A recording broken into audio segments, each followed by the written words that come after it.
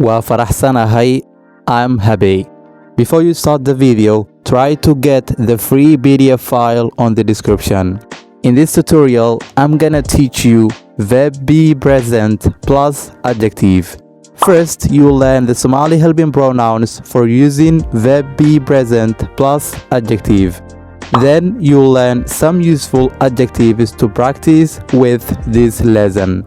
Also, you will learn how to make question form and negative form using verb be present plus adjective.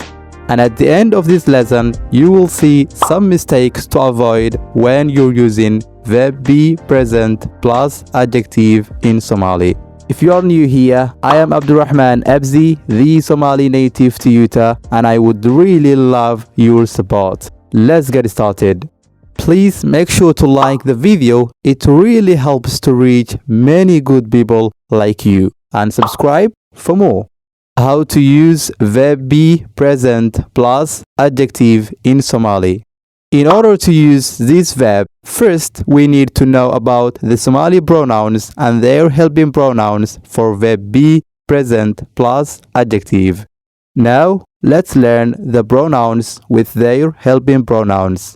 Aniga, waa, adiga, waa, idinka, waa, annaga, waa, iyaga, way, or waa, asiga, wuu, or waa, iyada, way, or waa.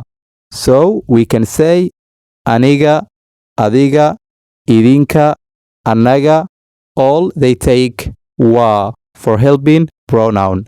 And also iyada, iyaga, they take way or waa for helping pronoun.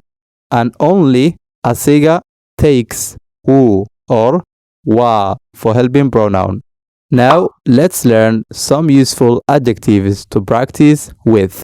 Faraxsan, murugsan, wanaagsan, fiican, qurxan, xun, weyn, yar, dheer, gaaban, caddaan, madow, jilicsan, adeeg, buuran, caato.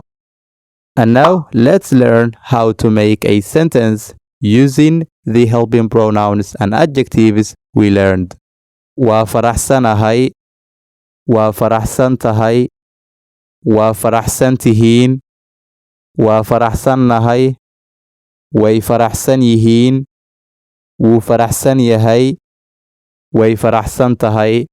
Now you can see we're using ahay, tahay, tihiin, yihiin, yahay, tahay for showing the pronoun whether it is me, you, and so on.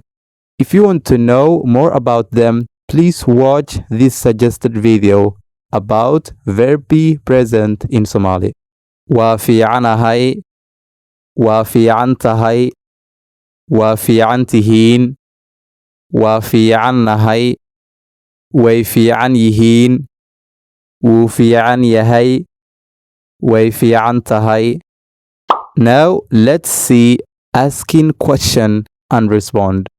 Waa faraxsanahay. Ma faraxsan tahay? Ha, waa faraxsanahay maanta.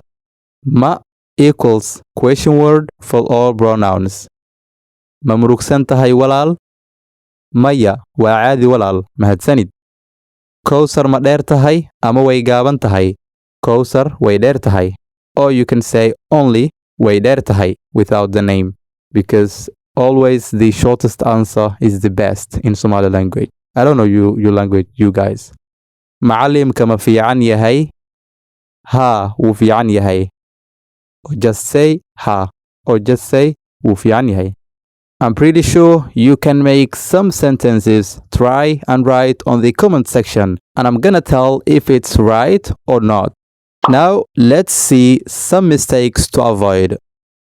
Don't say waa fiican or waa fiican yahay. Say waa fiicanahay. Don't say waa faraxsan. Say waa faraxsanahay. Don't say waa fiicanahay when you mean we are good. Say waa fiicannahay na, double na, because the adjective fiican ends with na and nahay starts with na. That's why we should use double n or double na. I hope this lesson is very helpful, and again, Abzi loves your support. Support me, you just need to hit the like button and subscribe for more. If you have any questions, you can now leave me on the comment section and I will try to read and respond all of them. Nabadgelyo for now, and see you in the next lesson.